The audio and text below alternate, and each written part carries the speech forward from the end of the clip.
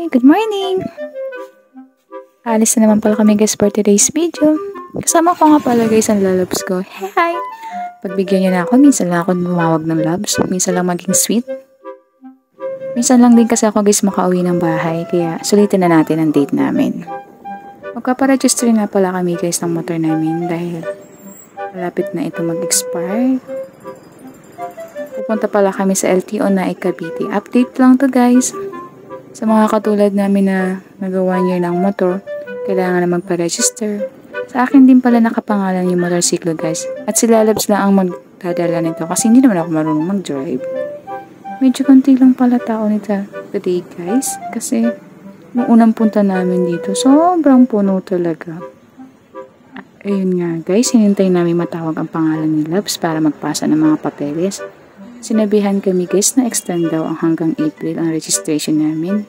Kasi nga, may plate number namin sa CR namin, certificate registration ay last digit ay 4.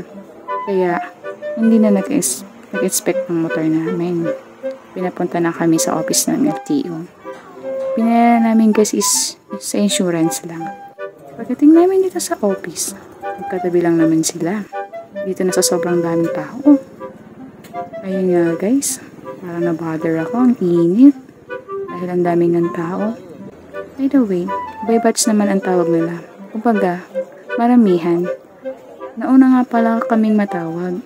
Kaya, ayun, nakahinga ako. Sabi ko, makakauwi na kami. Mga pala guys, nagastos namin ng kabuuan is nasa 100 pesos. Kasama na ang parking fee. Sa mga katulad namin dyan, nakaka-1 year lang ng motor at expired na siya na kailangan nila na-extend, guys, 100 pesos lang overall ang bayad.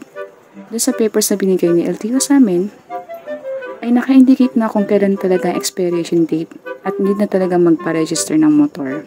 Thank you, yun lang. Bye-bye!